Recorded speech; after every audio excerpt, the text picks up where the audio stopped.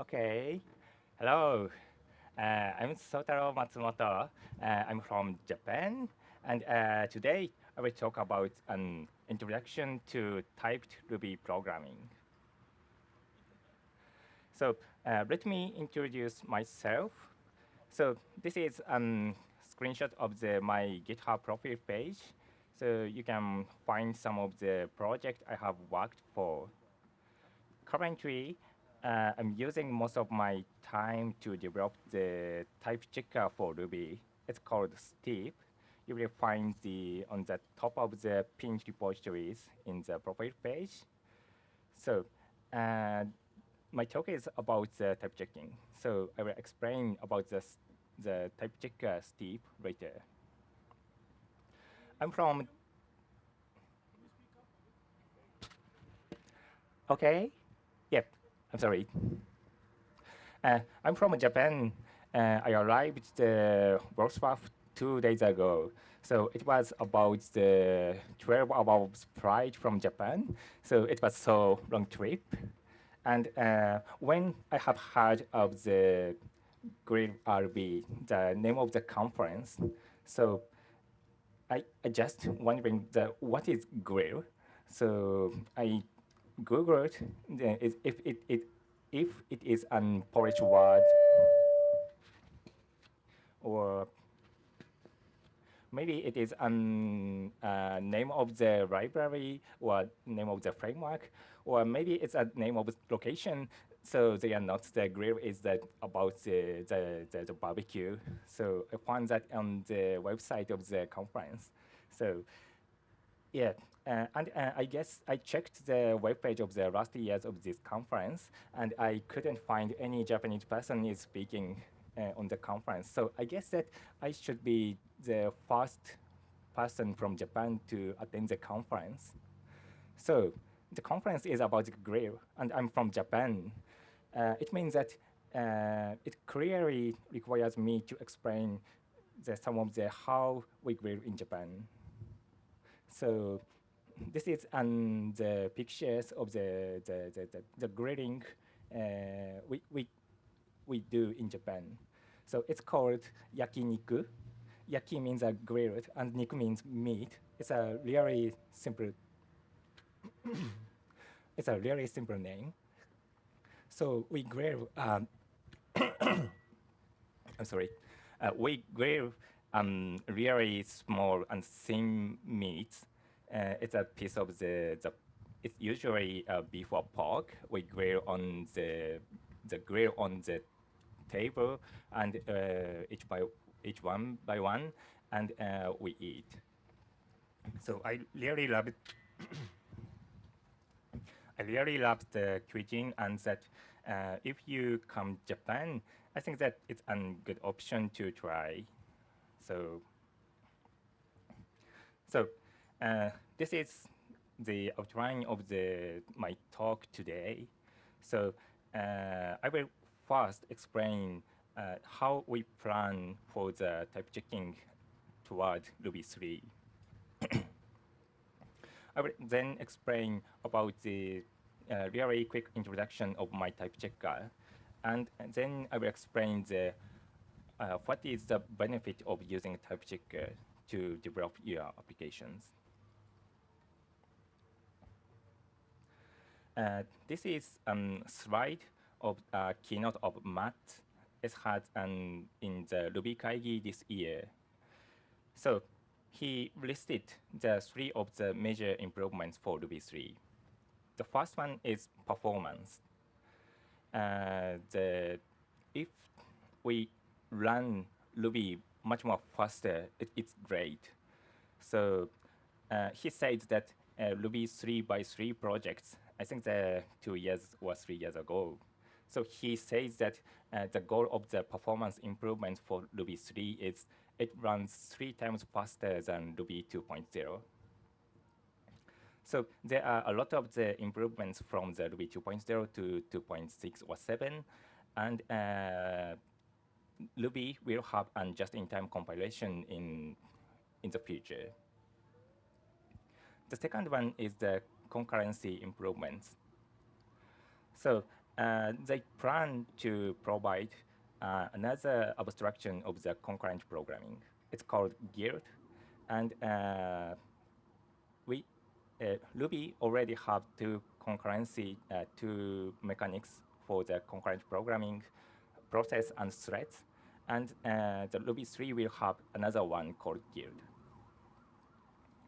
The last one is, it is the topic of my presentation. So it's the static analysis.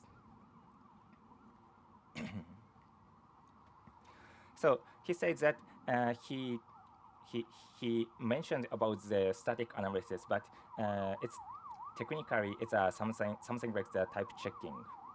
It is a variation of a static analysis, and it analyzes your Ruby program based on the type systems. So the goal of the type checking in Ruby 3 is to detect the types of each Ruby expressions without execution, and it is to help the development. So let's see the examples. So we assume that the conference class is an the model of active record. So what is the type of the conf variable? It is conference. We want to know that. What is the type of the each method? It is method something like this. It doesn't take any argument. It accepts a block, and the block will receive an instance of the talk class. So you will find, we can see that the type of the talk variable is the instance of talk class. And finally, we can find the type of the talk.speaker.email is a string. So during the type checking for Ruby 3, the type checkers will collect this information, and it might find some of the bugs. And yeah, and another thing I have to note is that the goal of the project doesn't include the performance improvement. So generally, the type information can be used to improve the performance. But in the case of Ruby, we don't think that we can do that, because the performance improvement by the type checking is to skip some of the runtime checks. So it needs much more precise analysis. And we found that we cannot do that, because Ruby has a lot of the meta-programming primitives, like the eval, or maybe you can use send, or you can, in fact, redefine the implementation of eval method.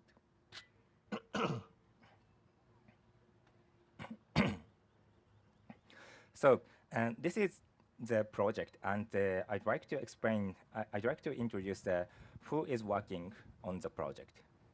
We call ourselves the Ruby and Types project, and some members from the Ruby team are working. Matz, he decides a lot of things about how the type checks will be. And Koichi give me some suggestions, and Koichi and Yusuke give us some suggestions. And we also have some type checker developers.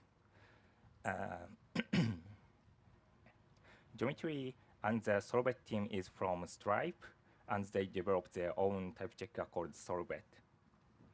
Professor Jeff Foster, he is an professor in university in United States, and he and his student develops another type checker called RDL. They published some of the academic papers of how the type checking will be on Ruby. Yusuke also develops his own type checker. It's called Type Profiler, and I will explain about it a bit later. And I also worked to develop the type checker. It is called Steep, and yeah, I will show how it works today. So we have meetings almost every month for 1 year, I think for 1 year, and we discuss for the collaboration, or we share some of the progresses, and we also developed the foundation of type checking for Ruby. So what is the foundation of the type checking? I mean that it is the signature language. In here, I call the RBS. It is the signature of the standard libraries or signature of your Ruby application. So we have the three groups of our sub-projects. And the second group is the level 1 type checker. And in fact, the type profiler is the only one member in group. And the last one is level 2 type checkers, and there are some type checkers, including Solvay, RDL, and Steve. So I'd like to explain that what is the RBS. It is for Ruby signature language. It is to describe the structure of your Ruby programs. It means that you give the type of the standard libraries. We will provide the type of the standard libraries in that format, or we expect some of the gems will ship with their type definitions, or we also want that you write the signature of your application. Maybe it's for the type checking, or you can use the signature information for documentation, or to help the onboarding on the new developer joins on your team. So this is an example of a signature of array class in Ruby. So we have the class of array, and the A is a parameter that it means the type of the element. So we use the include syntax, and it means that there are some mixed-in relationship between the array class and enumerable module. We also define the method of some of the instance method. We can, in fact, define the type of the singleton methods. So this is an example of the Ruby signature language, and I believe that it covers most of the Ruby programs. But if you find some difficulties on, if you find some difficult methods, some methods you cannot write that type of using the language, so please let me know, and I will try to revise the syntax and to solve the problem.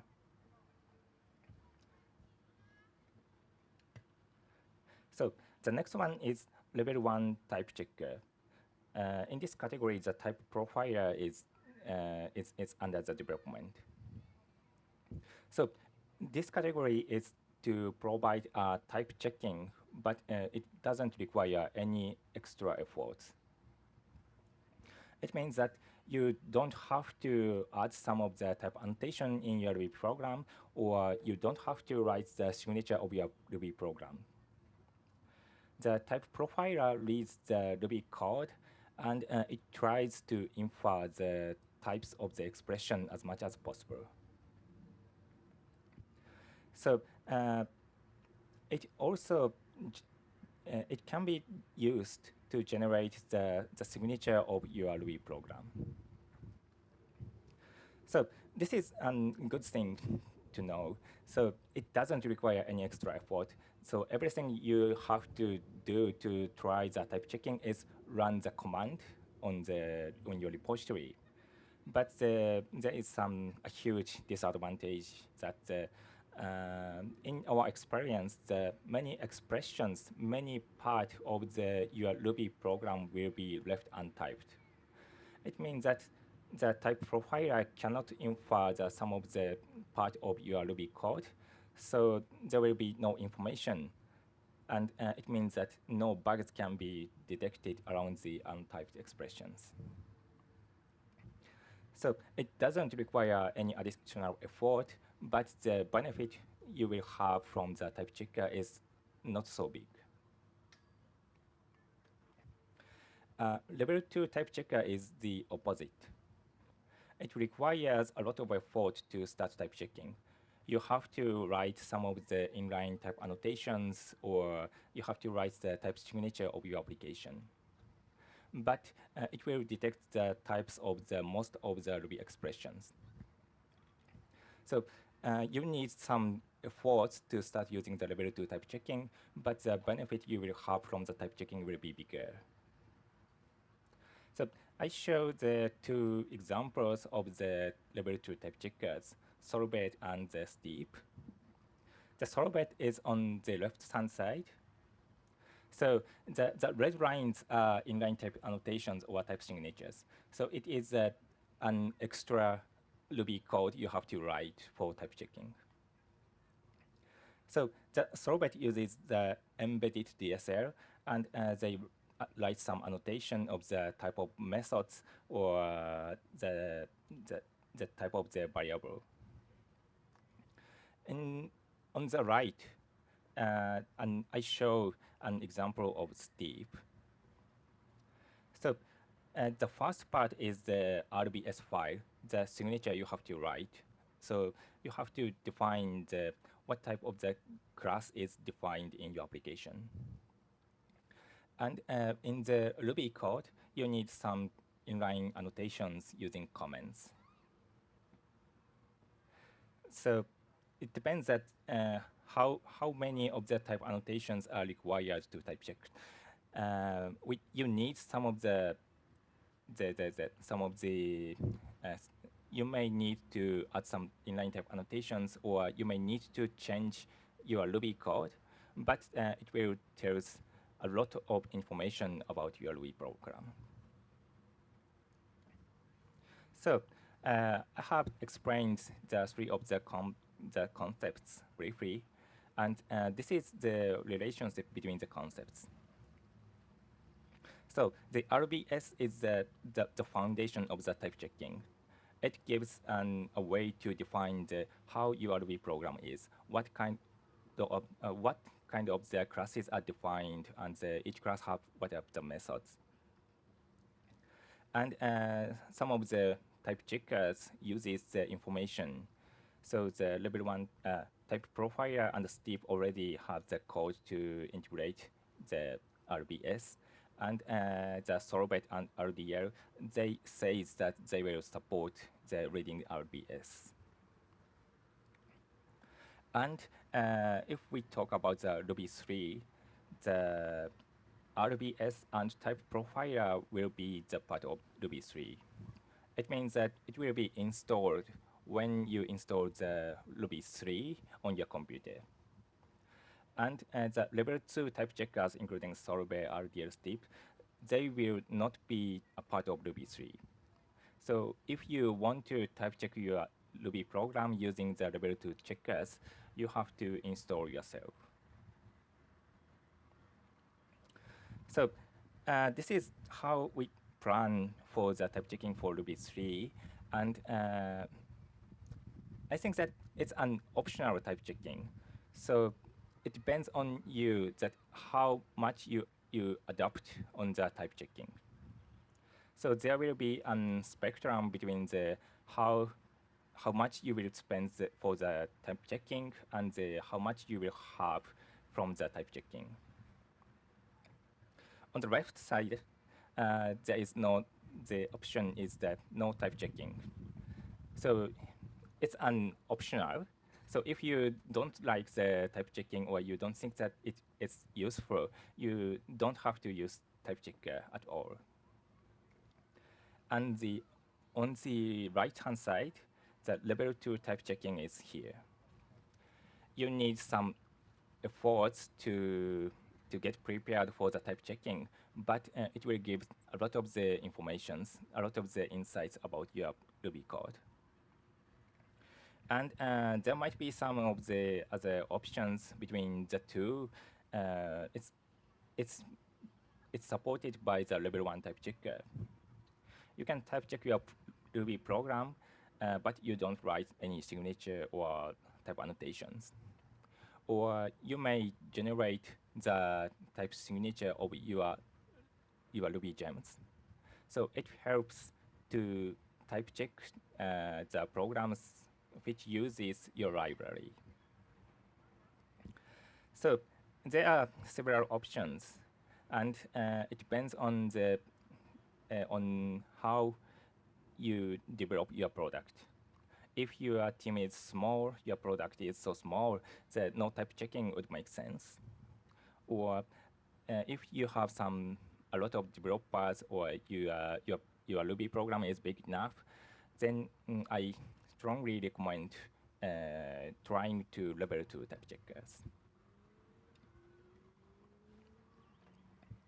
Okay, so this is how we plan for Ruby 3. It's subject for change, so it may be changed in next year, but yeah, it's the latest plan we have.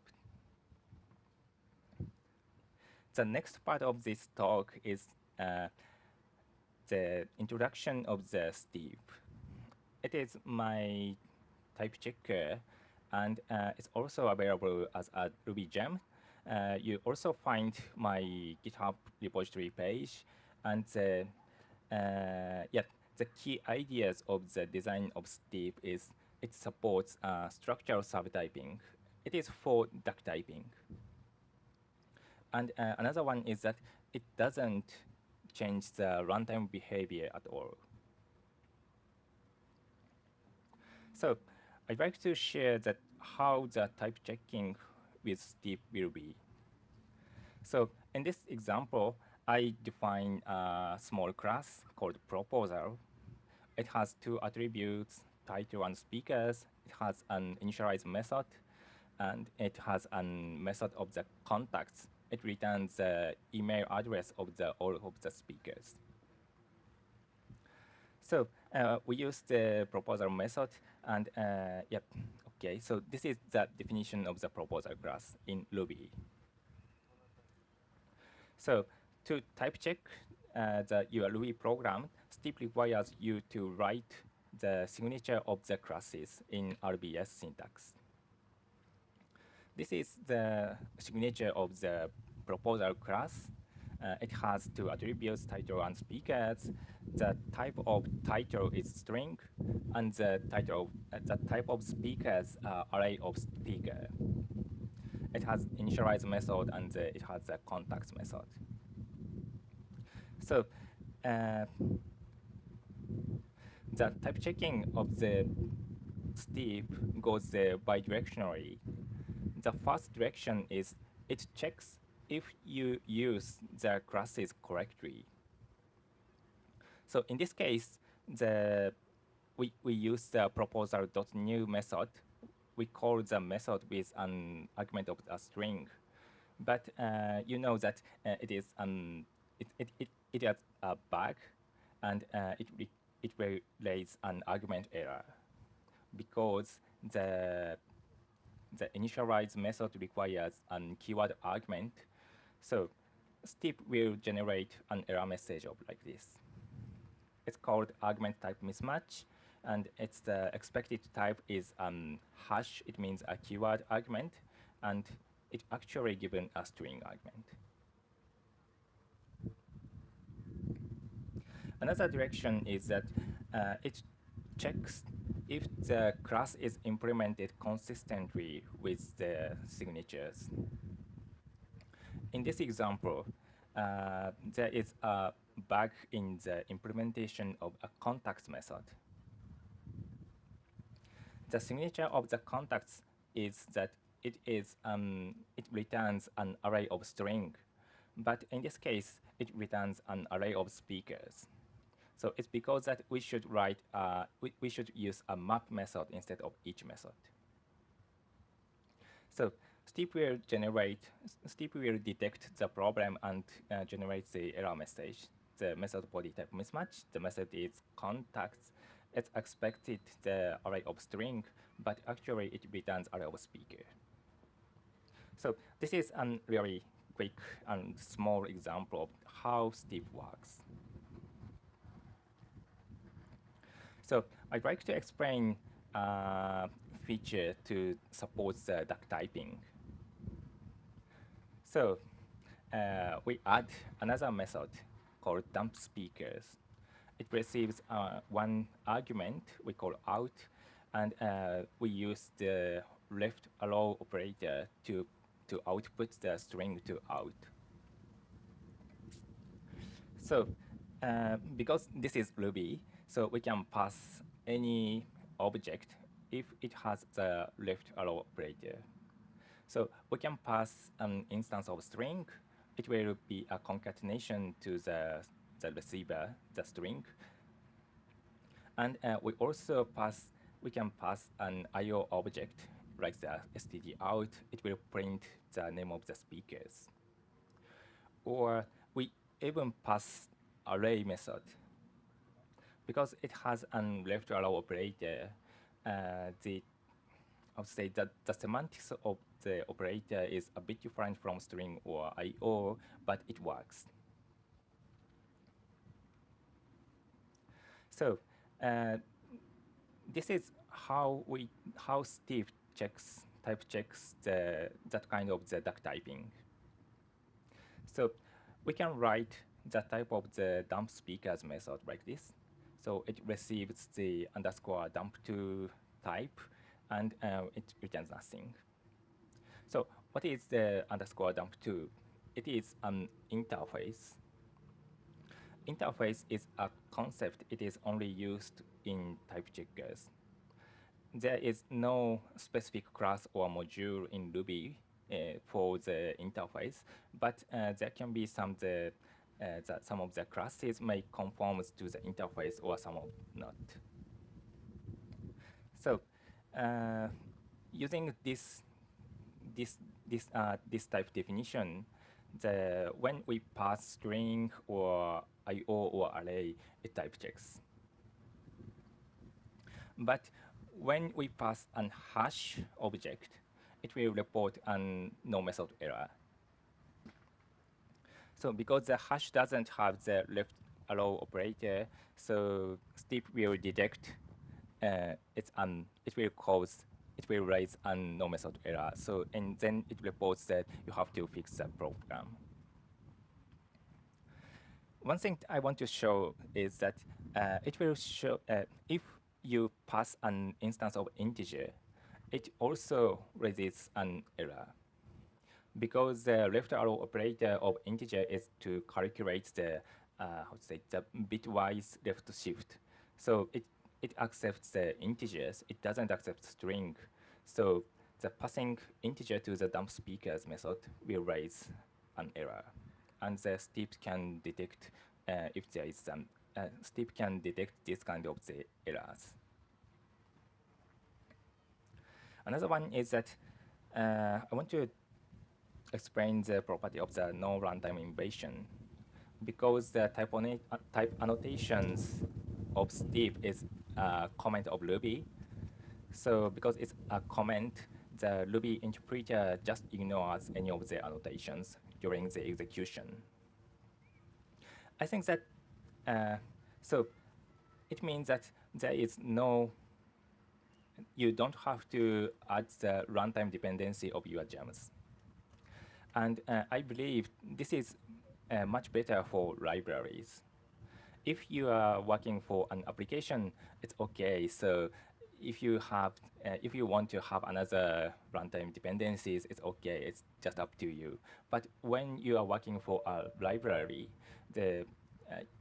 you don't want to add another runtime dependencies, because your library users do not have to install Steve because they just use your library. The users won't do the type checking. Or I think that it is a best practice that to keep the number of runtime dependencies of the library as small as possible. So this is an introduction of my type checker. So I explained how the Steve will work, and I want to go the last part of my presentation that it's about the benefits of type checking. So this is a list of the benefits of the type checking. It's really general benefits. So it is to improve the development experiments. So it detects some of the bugs automatically without running a test. When you write your code, the type checker will run in the back end on the, how to say, the background, and it will detect some of the bugs, and it will report the errors on the fly. Or maybe the type information can be used for the code navigation. It means that jump to definition of the classes or methods. Another benefit is that it can be used to improve the code quality. I think that you may have some experience of you found some of the bugs after you deployed your application to the production. So it is because that your test doesn't cover the 100% of the lines. Maybe there is some missing cases you forgot to test or something like that. And type checkers can help the finding some of the bugs. It is even if it is not covered by tests. So this is a general explanation of how the benefit of type checking is. So I explained that some kind of bugs. So you might be interested, you might be wondering that what kind of bugs? I can show a really practical example of the bugs. So I believe that all of you Ruby developers have seen this bug. So it's an no method error on new class. So let's see how we can reproduce the bug. So we have a conference class. It is an active record model, and we use the find by method to query some of the records. And as you know, if there is no matching record in your database, it just returns new. So it is the reason we have the no method error on new in this program.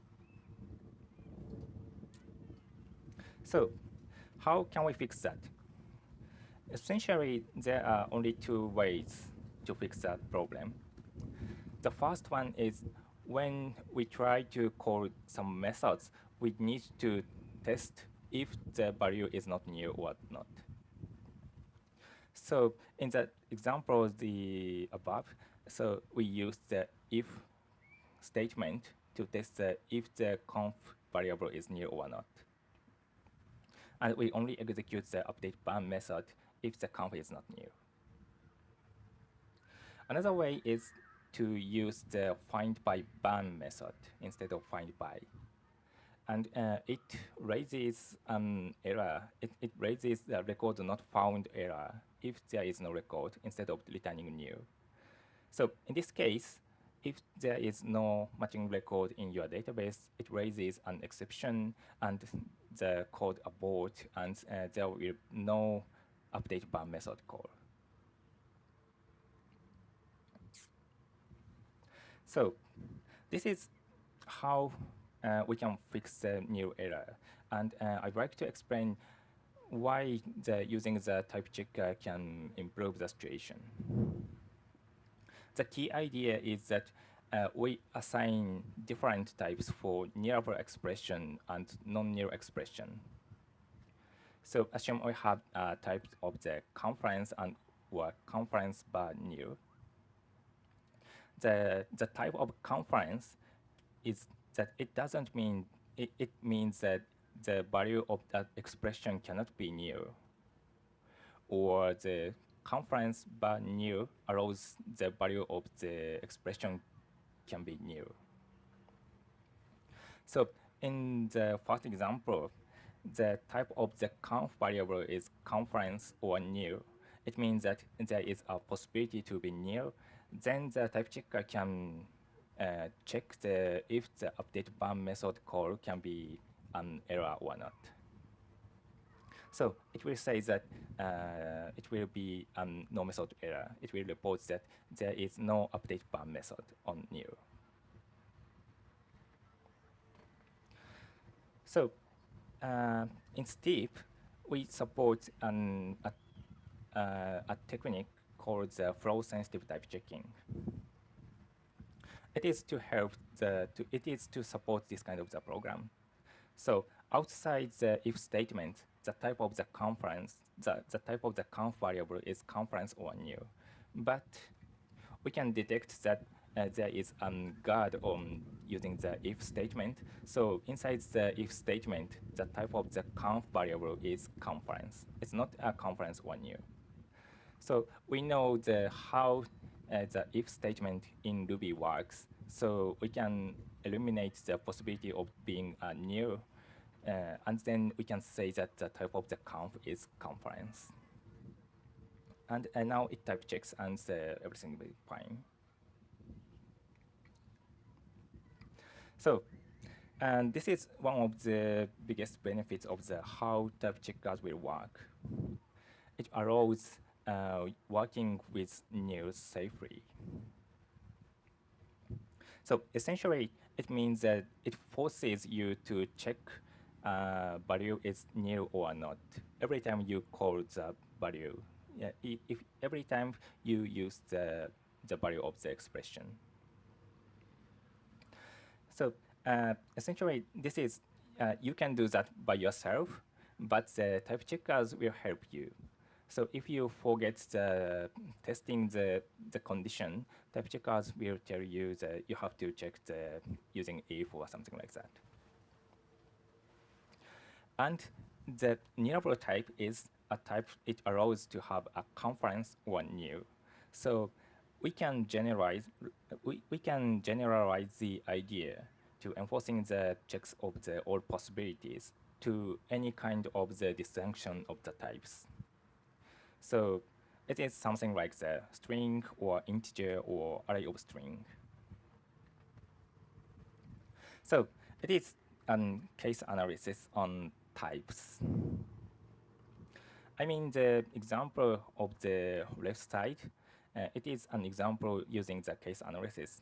You have the two classes, deep node and anchor node, and you define a method tag name. So it does the case analysis on the type of the node, and if it is a deep node instance, it returns deep.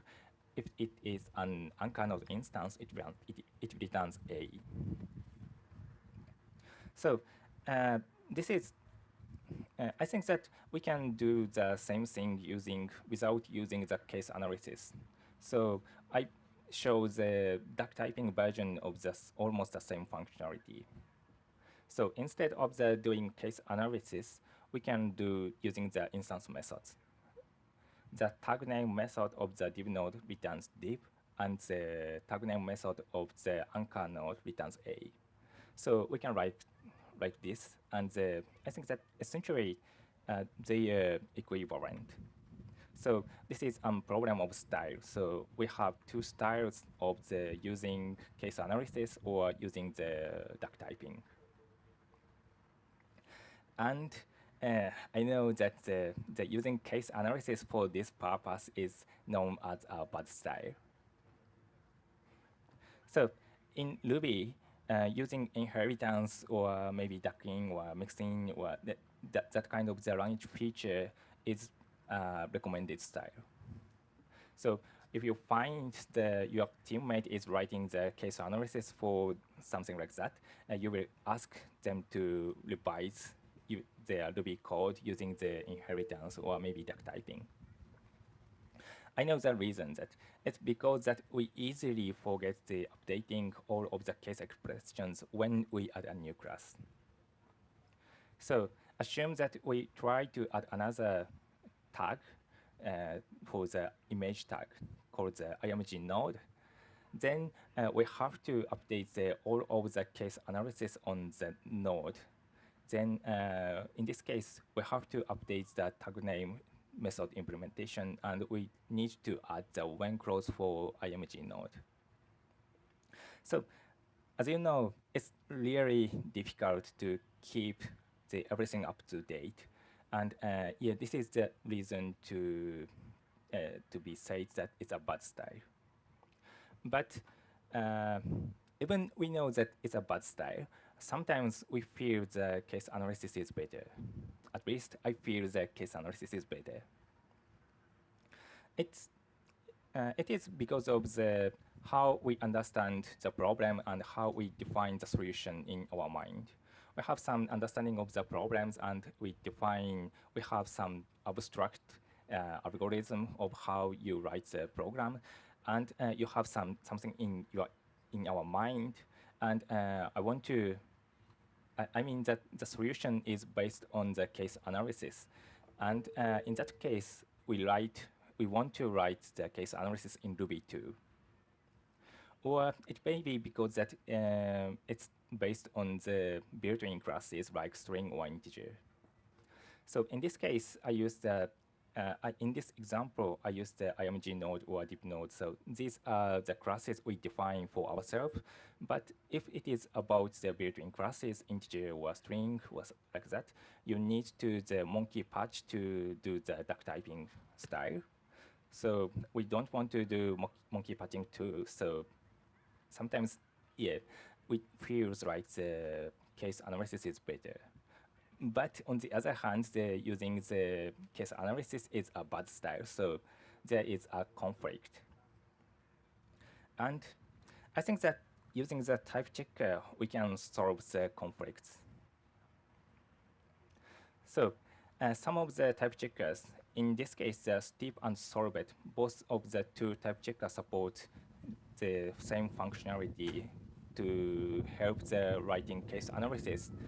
There is the two mechanics about the union types and the case exhaustiveness checking. So let me see the signature of the tag name method. The parameter of the method is a type of the div node bar anchor node. The vertical bar means a union type, and it means that it receives div node or it receives an anchor node. So then the type checkers will find the type checker, the steep knows the node is an instance of div node or instance of anchor node. And when we see the implementation of the tag name, we see that there is a when clause for div node and there is a when clause for anchor node. So the case analysis is exhaustive, and there is no possibility to returning to having another type of node. So this is a feature called the case exhaustiveness checking, and the combination of the two features will help to detecting that if you forget supporting a new case. Assume that we have another case img node. We update the signature of the tag name, but assume that we don't update the implementation of the tag name method. We forgot. Then Steep will print an error message like this, method body type mismatch. So the return value of the tag name should be a symbol, but because of the img node case is missing, so it may return a symbol or nil. So this error message is a bit confusing, but it will tell you that when you forget updating some case expression. So it means that using case analysis is no longer a bad style. If we assume that we use a type checker, there is no reason to avoid using case analysis. And I explained the things in the Steve syntax, but Solvet also supports almost the same functionality. So it means that there is no reason to avoid the case analysis, and it means that if you feel that case analysis is better for your problem, then you can write case analysis, the case statement or case in, it will be introduced in Ruby 2.7. Then it means that we will give you another option to how you design your code, how you structure your classes and the methods.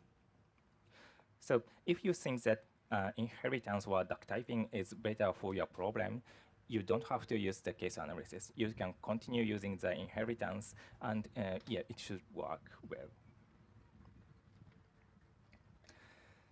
So yeah, this is the summary of my talk. I had explained how the Ruby 3 will be the latest plan of how we develop the static type checking for Ruby 3. I also show a quick introduction of my type checker called Steep, and I then explain that how type checking will give you some of the benefits. It means that it will detect some of the bugs, and moreover, that type checking gives some of the more flexibility on how you design your Ruby code. You can work with nils safely using the optional types, or you can use the case analysis when you want using the union types. So that's all.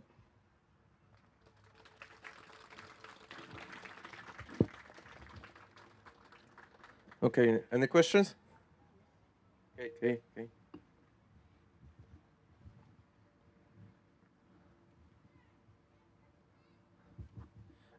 Thank you, Soutaro, for this. And I have watched like talks about your work and from you in the last few months, and I see it getting even more comprehensible over time. So thank you. One question that I mean, I have several questions, but one that came in mind is if you have a mistake in the RBS,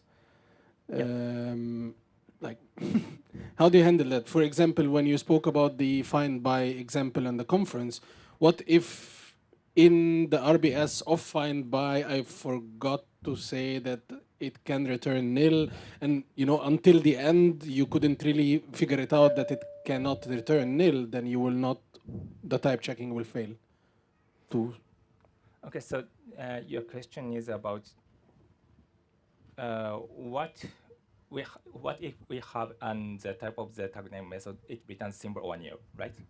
Okay, so if you have a mistakes of the writing the signatures, I think that it will be finally detected by the type checker, because that it means that the return type of the tag name method will be used in another place as a symbol.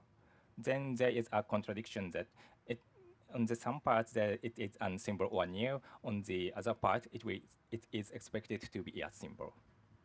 Okay.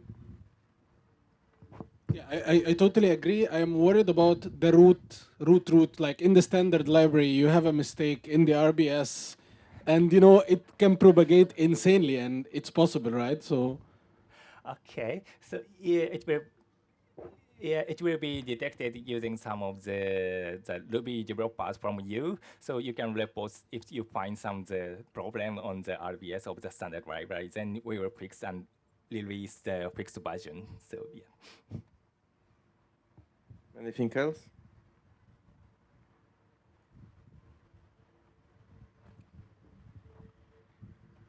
Nice talk. you. Thank you very much. I would like to ask if it is possible to run Steep at the runtime, because if I write some meta-programming code, it creates some new code. Can it be checked with Steep? Okay, so it is. I know that it is one of the biggest disadvantage of the Steep. So it doesn't do any runtime checks, and it means that if you have some problems on metaprogramming, it cannot detect. So have the reason of that design is that how we define the types of the something in Steep. In Steep, the types are define the structurally. It is a set of methods and how the method have the type of these arguments and then something like this. So if we have some of the type systems called nominal type system, it means that type is a class or something like that.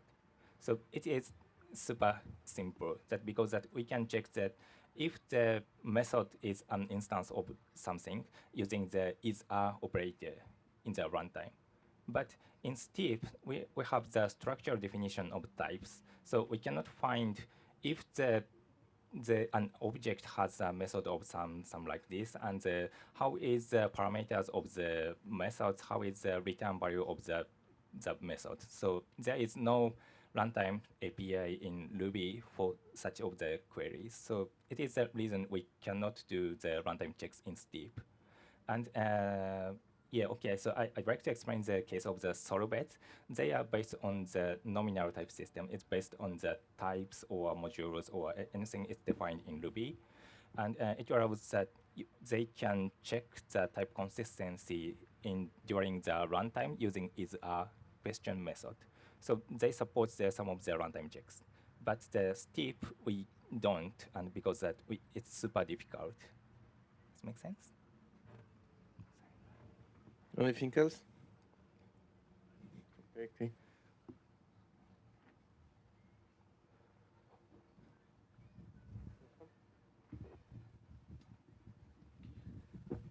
Okay, so during your talk, we've checked what is the current version of the Steep, and looks like it is still in some very early version of the development.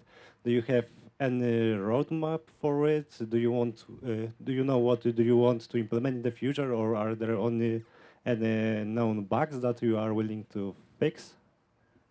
Okay, so about the roadmap of the Steep, so yeah, as you know that it's really early releases. I have used some of the some of the project in my company, but yeah, I know it's really experimental.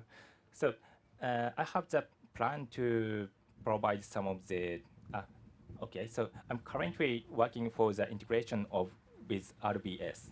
So currently the Steep uses that the current release of the Steep uses original signature syntax, but I'm working to migrate to support the RBS syntax. So this is what I'm doing now, and I plan to do next. I'd like to improve the IDE integration of Steep. So I have some really experimental the implementation of the language server protocol support. So if we have better language server protocol support, we can use the Steep from Visual Studio. Then you can detect some of the errors on the fly, or you can see the type of the methods, jump to definitions, well, that kind of thing. So I think that the type checking of Steep is, in my opinion, is almost completed, but that there are a lot of things to do to make the better user experience. Okay. Thanks.